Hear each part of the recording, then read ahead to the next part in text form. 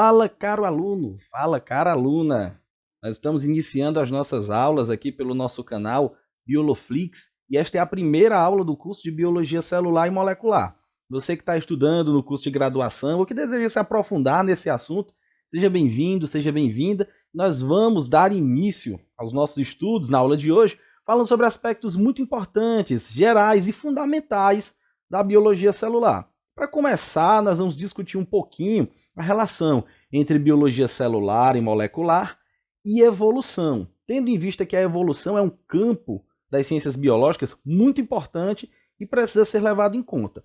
Esta é a parte 1 da aula 1. Nossa aula 1 será dividida em duas partes.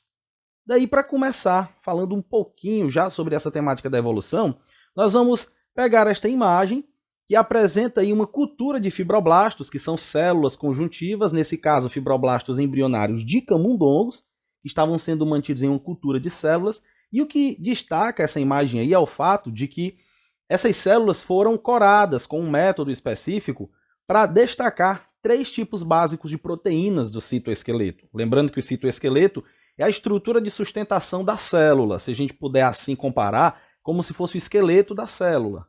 Então, por que que aí está sendo mostrado especialmente essas proteínas do citoesqueleto? Isso tem uma relevância muito grande do ponto de vista evolutivo.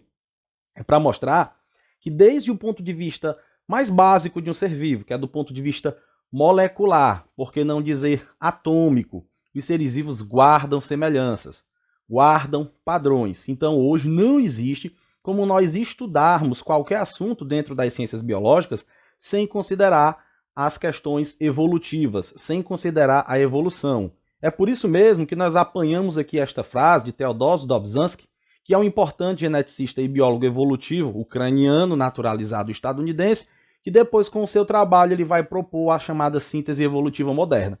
E ele traz a seguinte frase: nada na biologia faz sentido, exceto à luz da evolução. Ou seja, o que ele quer dizer é que qualquer assunto dentro do escopo de estudo das ciências biológicas não pode ser plenamente compreendido senão apoiado à evolução, na evolução.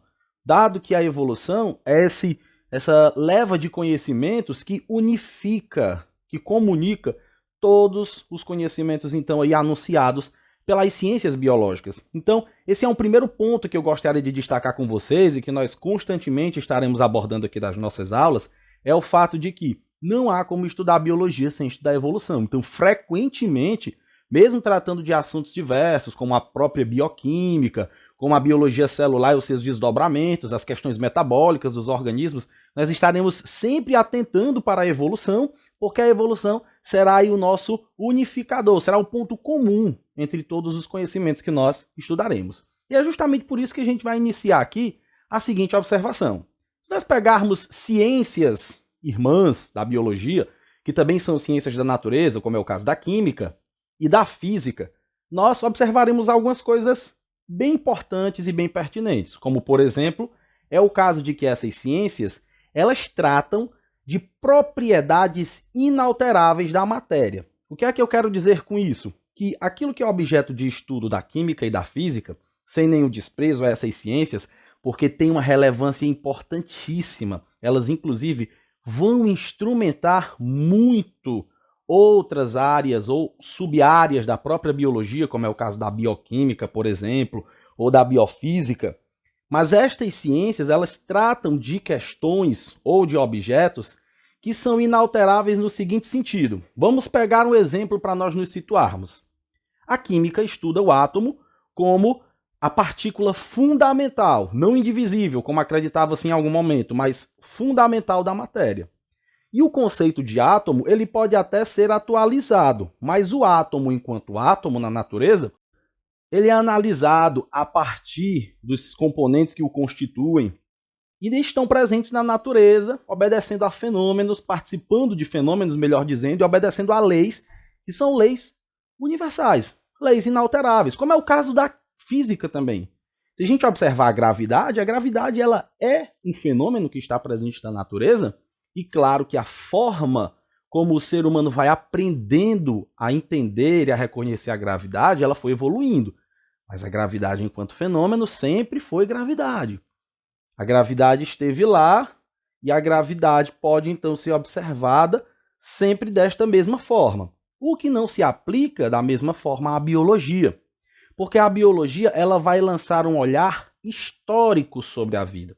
E aí você pode então até discordar dizendo assim: "Ah, Doug, mas a biologia também evoluiu enquanto ciência, então muito do que se tem hoje na biologia é consequência da forma como o ser humano aprendeu a identificar e a verificar o mundo." E aí realmente eu até concordo contigo em partes com essa observação. Mas se eu te perguntar, será que a forma como a vida está presente no planeta Terra hoje é a mesma desde o início ou desde o aparecimento da vida no planeta? Será que os seres vivos que habitam hoje o planeta, eles são idênticos às primeiras formas de vida? Ou será que estes seres vivos que hoje estão no planeta se relacionam, se correlacionam entre si com o planeta da mesma forma que antigamente? É bem verdade que não.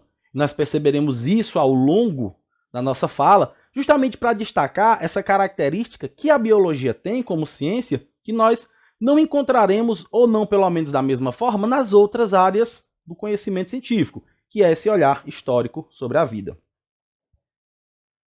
Portanto, agora, passando para o próximo tópico, nós vamos salientar ainda, dentro dessa reflexão evolutiva, o fato de que todos os seres vivos do planeta Terra estão relacionados.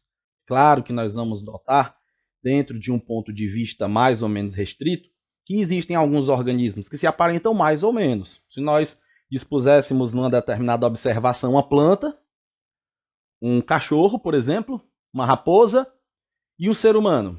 Destes organismos, todos são seres vivos, porque todos guardam aquelas características fundamentais da vida que você, estudante, que está aí no curso de ensino superior, deve lembrar lá do ensino médio. Quais são as características gerais que nós encontramos em todos os seres vivos?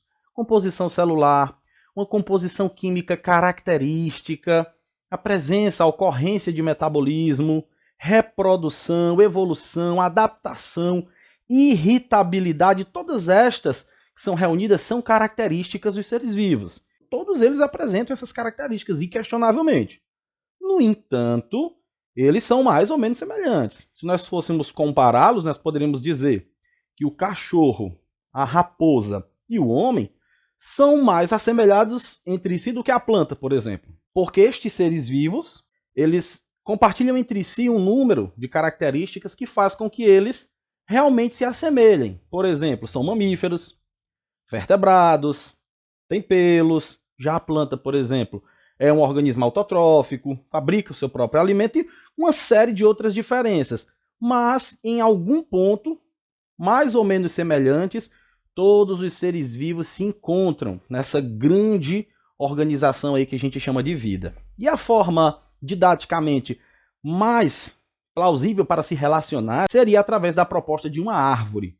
E aí a estrutura gráfica, o desenho, como vai se colocar essa proposta é dos mais variados possíveis. Eu trouxe uma imagem aí para vocês observarem nesse slide, que apresenta aí os diversos domínios da vida, partindo lá do centro de um primeiro grupo de seres vivos primitivos e que depois, por força da evolução, vai cada vez mais se entumecendo, variando, gerando, onde você percebe que na ponta de cada fiozinho, de cada linhazinha que toca a borda desse círculo, encontra-se uma nova espécie.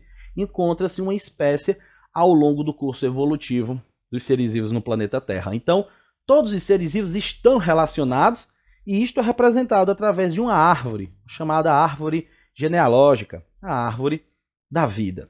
E embora o universo biológico possa parecer espantosamente diverso, e de fato, a uma primeira vista se a gente observar como está presente aí na imagem, né, uma comunidade marinha de seres vivos, a gente consegue perceber uma variedade grandiosíssima de organismos, como por exemplo aí uma tartaruga, que faz parte do grupo dos répteis, peixes. A gente percebe também a presença aí de quinidários, corais, sem contar os organismos microscópicos que estão aos milhões aí, nós também não vamos conseguir perceber. No entanto, nós vamos atentar para algo importante. Embora exista essa espantosa diversidade, também há uma poderosa uniformidade entre os seres vivos. Então, se a gente for recorrer à base, ao fundamento, ao básico, Todos os seres vivos, por mais diferentes e variados que sejam, na sua base eles têm a mesma composição estrutural.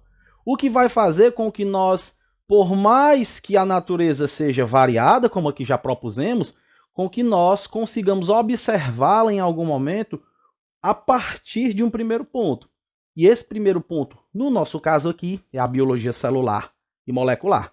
Ela nos possibilita olhar toda a natureza a partir deste primeiro princípio, a partir desse pressuposto, que é observar a natureza a partir da sua base viva, que é a célula. Consequentemente, algumas outras coisas importantes vão nos ajudar a compreender melhor toda essa inter-relação entre os seres vivos. E aí chega para a gente esse grande vulto da ciência, que é Charles Robert Darwin, que foi um naturalista, geólogo e biólogo britânico, notadamente conhecido e que ficou muito famoso pela publicação no ano de 1859 da famosa obra Origem das Espécies. Essa obra foi um divisor de águas no mundo científico moderno, principalmente porque ela traz sérias reflexões baseadas em evidências, a partir dos trabalhos de Darwin, e como toda e qualquer obra científica, ela é plausível de ser verificada, de ser questionada,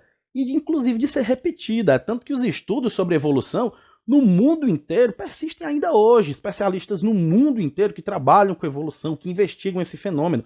Isso é um princípio de ciência. Vale lembrar aqui, só para abrir um parêntese, que quando nós falamos em ciência, ciência é algo que pode e deve ser questionado. Não é uma verdade absoluta que é ali posta e por conta disso é simplesmente sacramentada e ninguém vai mais questionar. Não, pelo contrário, a ciência é questionada e requestionada. Agora, é claro que com o passar do tempo e com base no conhecimento científico que nós vamos conquistando, há conhecimentos que se tornam evidentes. E por serem tão evidentes, eles viram uma base sólida para nós construirmos outras estruturas de conhecimento. E é dentro desta base sólida que nós chamamos de evolução, que foi elucidada de uma forma muito bem organizada, muito bem sistematizada por Charles Darwin, que nós vamos encontrar aqui de forma sintética 3 princípios que nos apresentam como funciona essa história de evolução na natureza. O primeiro deles é que os organismos variam. E mais, variam ao acaso. Ou seja, Darwin, com seus estudos, observava que na natureza os organismos eles vão variando. À medida que os grupos vão se reproduzindo, que os seres vivos, as espécies vão se reproduzindo, essas espécies vão produzindo aqui e acolá indivíduos com uma característica, com um aspecto um pouco diferente, distoante dos aspectos gerais do grupo. E isso, com o passar do tempo, se nós formos olhar ao longo das gerações, tem uma diferença significativa. Nós estaremos comentando isso nos próximos slides. Portanto, se eu tenho variações, eu vou ter formas diferentes de se relacionar com o meio. E aí é onde Darwin vai nos propor, por exemplo, que vão sobreviver no ambiente aqueles mais adaptados. Consequentemente, os que sobrevivem, por serem mais adaptados, conseguem transmitir as suas características para a prole, para as próximas gerações. E aí nós vamos utilizar um exemplo bem interessante aqui para você entender como é que funciona essa relação. Essa imagem aí está apresentando o esquema de evolução por seleção natural, onde nós vamos encontrar em cada círculo uma cena dessa história evolutiva. Na primeira delas, você vai encontrar aí um determinado grupo de organismos, no caso de peixes, que estão aí compartilhando o mesmo ambiente, supondo que seriam da mesma espécie, mas que percebam que mesmo dentro da mesma espécie você tem uma variação básica, que é a cor do dorso do peixe. Alguns têm o dorso esverdeado e outros têm o dorso azulado. A princípio, essa característica aí não está nos dizendo muita coisa, mas vamos observar a história, até porque ciência se faz com observação.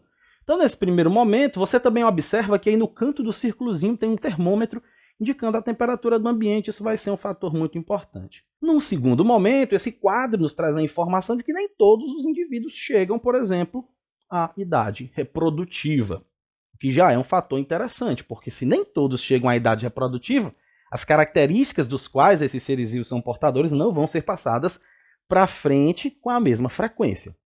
Consequentemente, a gente observa no terceiro quadro, além desse fator idade está influenciando, nem todos chegarem numa idade madura, idade reprodutiva, a temperatura das águas, aumenta significativamente, o que vai ser um fator ambiental, ou como nós chamamos em evolução, uma pressão ambiental que vai gerar uma seleção. Na cena 4 dessa história, a gente observa o quê? Uma drástica mudança na expressão dessa variedade. Você já observa que os peixes com o dorso azul, que eram num número quase que igual ao número dos peixes verdes, diminuíram drasticamente, o que significa dizer que as suas características passam a ser transmitidas para a prole com uma frequência menor.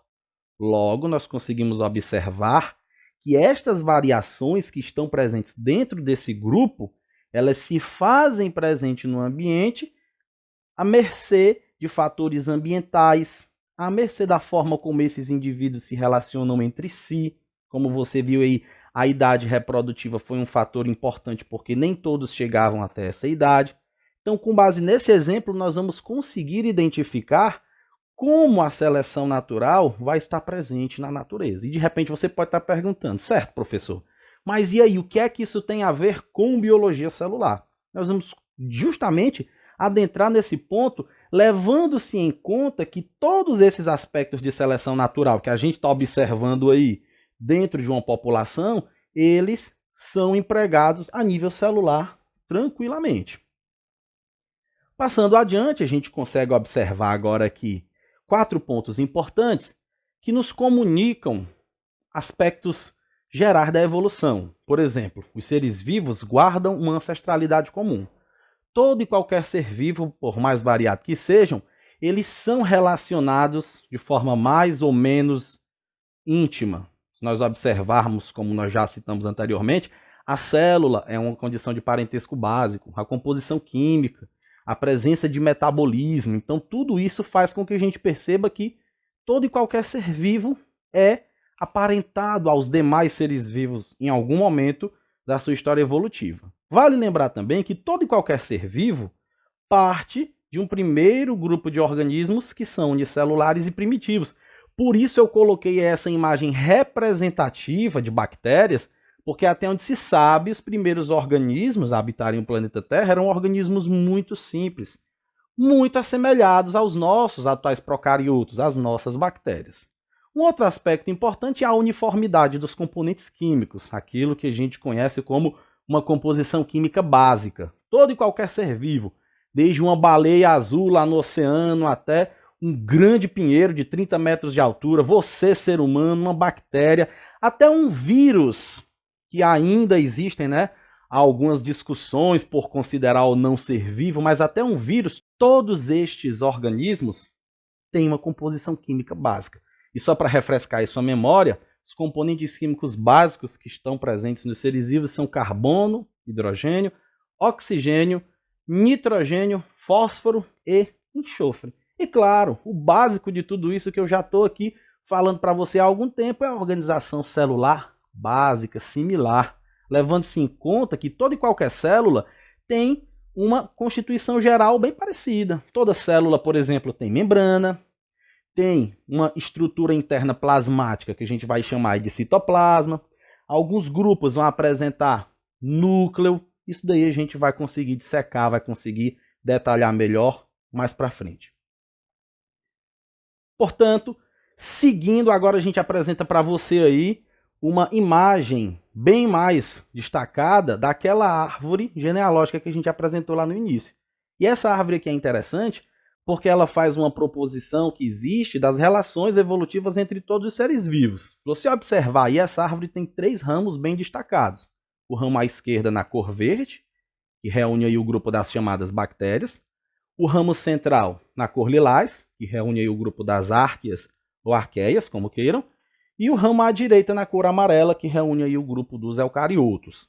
Para quem lembra aí do ensino médio, lá das aulinhas de biologia, que estudou taxonomia, aquela ciência lá desenvolvida por Linneu, da classificação dos seres vivos, vai lembrar que Linneu propôs para classificar os seres vivos um sistema de categorias, que hoje reúne 7 categorias, os chamados táxons: reino, filo, classe, ordem, família, gênero e espécie.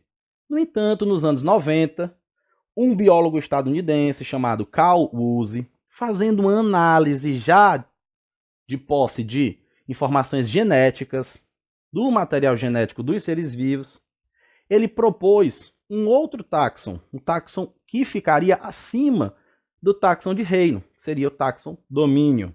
Então é a partir daí que surge essa classificação dos seres vivos com base nos domínios. Aí surgem o domínio bactéria, o domínio árquea e o domínio eucária. Inclusive um fato interessante vai estar presente aí nessa discussão. É o fato de que pensavam-se que as árqueas ou arqueias eram organismos primitivos bem aparentados às bactérias e que talvez tivessem surgido antes das bactérias. Pelo seguinte fato, que as árqueas são encontradas normalmente em ambientes onde a maioria dos seres vivos não sobreviviam, ambientes muito ácidos ou ambientes com temperaturas muito elevadas. É por isso mesmo que elas são chamadas de organismos extremófilos. No entanto, com esse trabalho de Carl Woese, isso foi desvendado. É tanto que você observando aí esta árvore vai observar, vai perceber o seguinte, que onde tem esse quadrinho verde, há uma indicação do último ancestral comum presumido entre todos os organismos. Então ali você tem o ponto em comum entre todos os seres vivos, independente do domínio do qual eles façam parte. Mas o quadrinho roxo, que está presente ali logo em seguida, ele já mostra um ponto em comum entre árqueas e eucariotos, mostrando, por exemplo, que as árqueas elas são muito mais parecidas com os eucariotos, que são os seres vivos que têm núcleo celular, como é o nosso caso, por exemplo, do que com as bactérias, como se acreditava anteriormente. Então essa árvore consegue dar para a gente uma dimensão geral de como os organismos estão relacionados e como o aspecto celular vai ser importante para destacar esses seres vivos, porque em bactéria e árquea nós temos aí um grupo de seres vivos que apresentam células procariontes, que nós vamos inclusive detalhar na próxima aula. São células mais simples, desprovidas de um núcleo particularizado, diferente das células eucarióticas, ok? Daí um outro ponto importante que a gente tem para conversar é o seguinte, é que os tipos básicos de moléculas que vão formar os seres vivos na natureza, eles têm sido os mesmos durante milhões de anos. As moléculas básicas que formam os seres vivos, vamos dizer assim, os tijolos desse edifício, eles são os mesmos. No entanto, nós não podemos deixar de observar que a forma como os seres vivos foram utilizando esses bloquinhos básicos, ela mudou consideravelmente. E isso daí, mais uma vez, sustenta do ponto de vista molecular as evidências que nós temos em relação à evolução. É claro que a base é a mesma, como a gente já mencionou. As moléculas que compõem os seres vivos são as mesmas. Os glicídios, os lipídios, as proteínas, os ácidos nucleicos, a água. A base é a mesma, mas a forma com que os seres vivos vão se utilizar dessas moléculas de uma forma global, de uma maneira geral, observando aí todo um panorama evolutivo, vai se apresentando cada vez de uma forma diferente, fazendo assim com que a gente compreenda que padrões vão sendo incorporados à medida que essas ditas variações do ponto de vista evolutivo vão se apresentando na história evolutiva dos organismos. Seguindo essa reflexão, nós vamos observar que o conceito de gene, que é muito importante de nós tratarmos, porque o gene ele é um trecho de DNA, que é o material genético das células, que vai expressar uma informação. E essa informação ela vai estar basicamente ligada à estrutura biológica dessa célula, que está muito ligada à função que a célula desempenha, e à integração celular, a como essa célula relaciona-se do ponto de vista biológico. Tendo em vista, nós poderemos considerar que boa parte dos genes eles vão expressar essa informação a partir da produção de uma proteína, da síntese proteica. Então, muitos dos genes que as células trazem expressam a informação que está contida neles a partir de uma proteína. É como se a gente fosse observar o seguinte: eu tenho uma receita para fazer um bolo e eu tenho o bolo.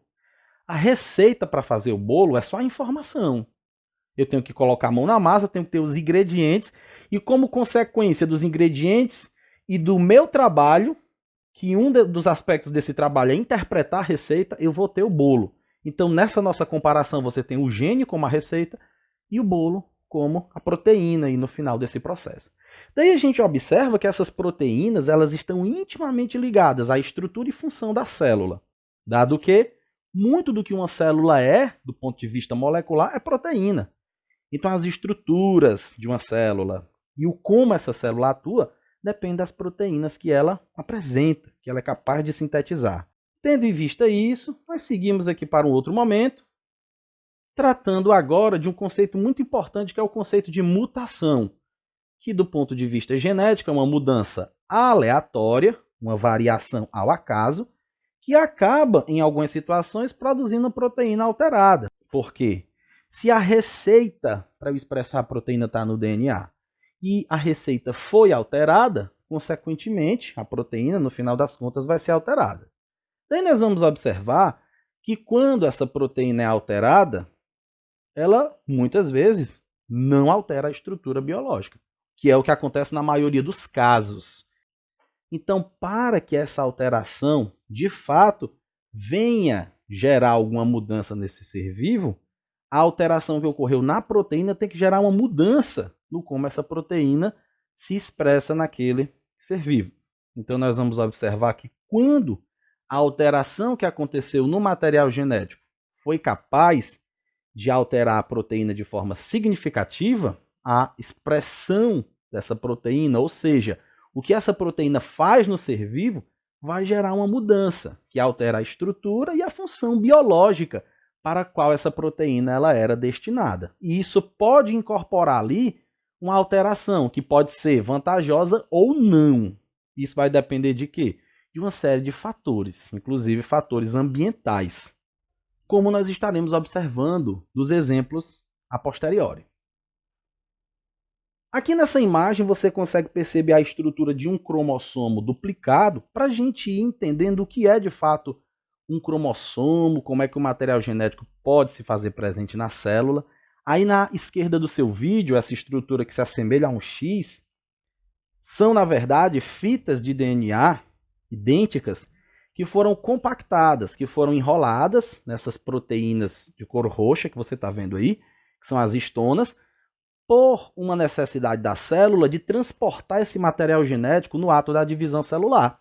Mas à medida que você vai acompanhando a imagem da esquerda para a direita, você percebe que a fita de DNA vai se desenovelando e você reconhece aí a estrutura tridimensional de dupla hélice do DNA, como você está observando aí. É assim que o material genético vai estar presente, por exemplo, nas células dos organismos eucariotos. Portanto, um outro importante assunto que eu já mencionei aqui, trago a imagem para ilustrar esse assunto para vocês, é a chamada síntese proteica, que nada mais é do que a leitura do que estava escrito lá naquele trecho de DNA que a gente chamou de gene e, com base nessa leitura, a síntese de uma proteína. Se você olhar aí essa estrutura verde, que é um ribossomo, uma organela celular responsável pela síntese proteica, ela está produzindo uma proteína. Acompanhe aí lá no alto da imagem. Tem escrito proteína em síntese. Essa proteína só está sendo sintetizada porque uma fita de RNA está transmitindo a informação que o ribossomo está lendo. Então, tudo do ponto de vista biológico, do ponto de vista celular, depende basicamente de como a célula expressa essa mensagem, ok? Seguindo então essa observação, agora nessa imagem aí você encontra uma reflexão muito importante baseada nisso que a gente está propondo. Nós temos 3 fitas de DNA, A, B e C. Se você observar, as fitas de DNA que foram aí abertas estão apresentando letrinhas. Essas letrinhas são as nossas conhecidas bases nitrogenadas. No entanto, o que é que eu quero que você observe? Que cada trio, cada trinca de bases nitrogenadas vai expressar uma informação que faz com que lá na hora da síntese, aquela organela verde que a gente mostrou lá, eu vou voltar para você rever, essa organela verde aí, que é o ribossomo, na hora da síntese proteica, Esta organela incorpora para cada 3 bases, para cada 3 letrinhas, um aminoácido. Então, na cadeia de DNA A, você observa que a sequência G, T, A incorpora o aminoácido histidina, representado aí pela sigla HIS. Se você observar a segunda fita de DNA, a primeira trinca de bases nitrogenadas é, por sua vez, GTG, que também expressa o aminoácido histidina. Olha que interessante. Tanto na fita A como na fita B, o aminoácido inicial é a histidina. Então você veja que a alteração que aconteceu entre a fita A e a B não foi suficiente para provocar uma mudança realmente significativa. Houve uma mutação? Houve. A primeira trinca era GTA, a segunda trinca já é GTG. Essa mutação gerou uma alteração significativa? Não, porque se você acompanhar lá no final das duas fitas, a proteína que está sendo formada, ó, ela tem uma conformação normal. Então isso não altera a estrutura da proteína, logo não altera a função que ela desempenha no ser vivo. Mas observe a fita C. A mudança agora foi na primeira base. Ao invés de um G, a base incorporada aí, que é a guanina, a base incorporada nesse caso vai ser um A de adenina. Aí você percebe que o aminoácido agora já é totalmente diferente. É uma tirosina, não a histidina como era antes. E isso vai ser suficiente para alterar a conformação, a estrutura tridimensional da proteína, que no final das contas altera como essa proteína vai trabalhar naquele organismo. Tranquilo? Encerramos aqui essa nossa primeira aula. Como eu disse, é uma aula geral, é uma aula introdutória, só para a gente ir começando a degustar esses assuntos ligados aí à biologia celular e molecular. Ok, caro aluno, cara aluna? Fica atento que vem aí nossa próxima aula, a aula 1, parte 2. Clica aí, não deixa de deixar o seu joinha, se inscrever aqui no canal para receber todas as aulas, todas as atualizações que a gente for publicando. Valeu, tchau, tchau!